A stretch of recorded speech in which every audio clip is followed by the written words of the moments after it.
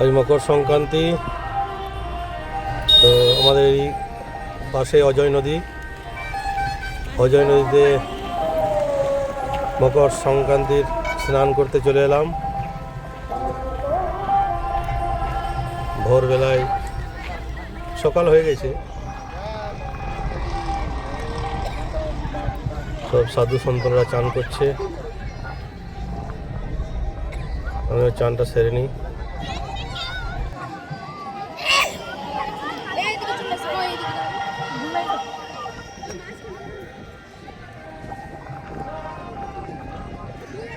চটি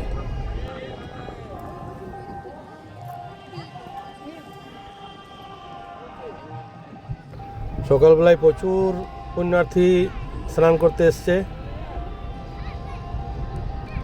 অজয় নদীর ধীরে আজ একটু জলটাও বেশি মনে হচ্ছে। তো সকাল সকাল পুণ্য স্নান করে একবার যাব ফার্মে। তো দেখতে থাকুন।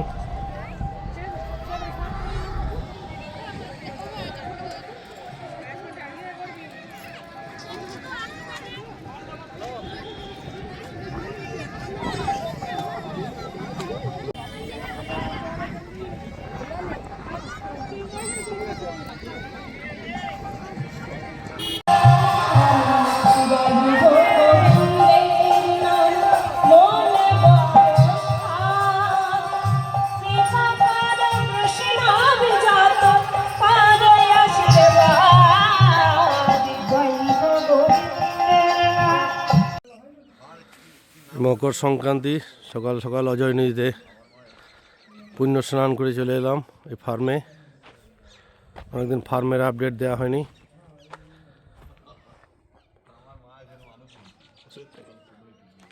সামনের গেটটা মোটামুটি প্লাস্টার হয়ে গেছে, কমপ্লিট।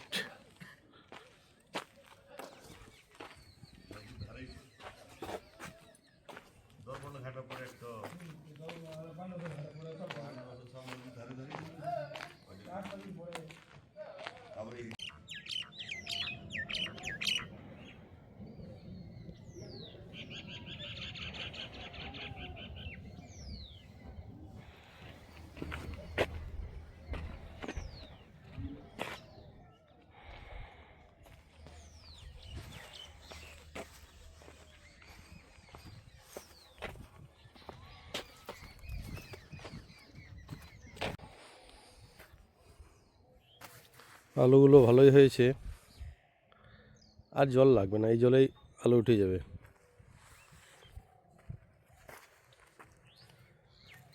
পেঁয়াজ এবারে যা ঠান্ডা, পেঁয়াজটা একটু কমজোরি হয়েছে, ঠিক হয়ে যাবে আবার।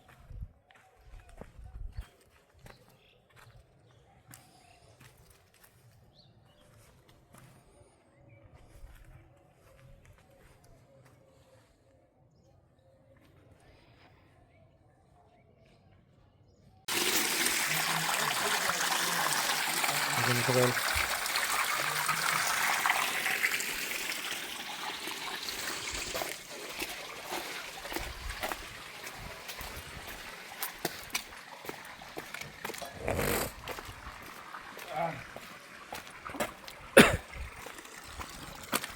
যেটা আমেরিকান মাছের ডিম ছাড়া হয়েছিল, ওটাতে জল ভরা চলছে।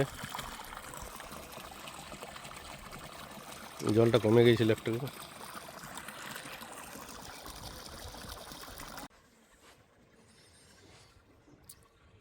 আমাদের অজয় নদীর ওই পাশে পাণ্ডবেশ্বর একটা মেলা বসে, গ্রামীণ মেলা। তো ওখানে একবার যাবো ভাবছি। পাখি নেওয়ার শখ আছে, ওখানে পাখি বিভিন্ন ধরনের পাখিও আসে। তো দেখব পাখি যদি পাওয়া যায়। পাহাড়ি টিয়ার বাচ্চা আসে অনেক।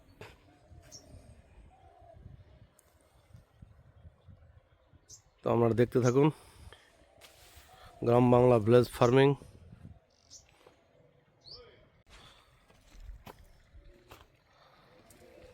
আমাদের এই সকালবেলায় গরু ছাড়া হয়ে গেল।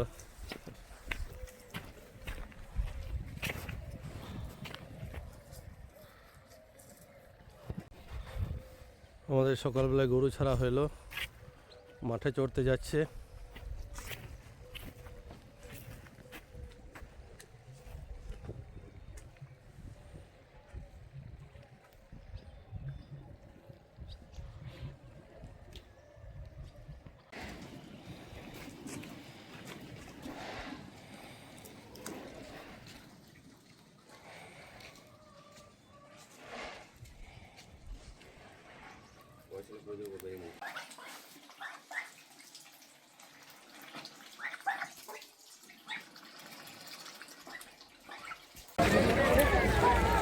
আমরা এই মেলা চলে এলাম, মেলাটা একটু ঘুরে নিই।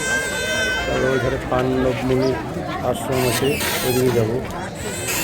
তো মেলাটা দেখতে থাকুন।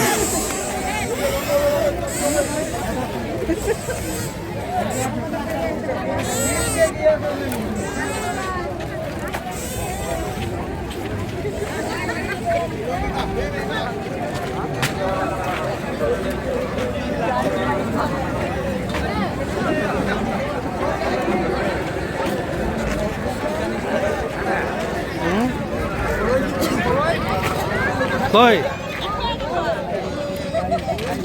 পাণ্ডবেশ্বরের মেলাটা গ্রামীণ মেলা। গ্রামে গঞ্জের হাতের তৈরি বিভিন্ন রকমের সরঞ্জাম এখানে পাওয়া যায়। এই দেখছেন, যেগুলো গ্রামে গঞ্জে নিত্য প্রয়োজনীয় জিনিস, সেইগুলোই এই মেলায় বেশি বিক্রি হয়। তো আমরা দেখুন পাণ্ডবেশ্বরের মেলা।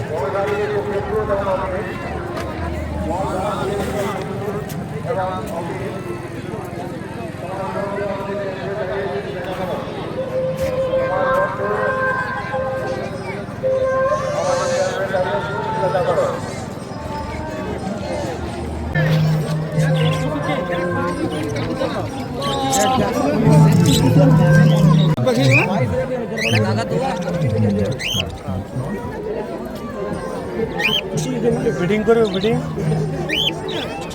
কত দাম আছে? 3,500 জোড়া আছে। 3,500 জোড়া।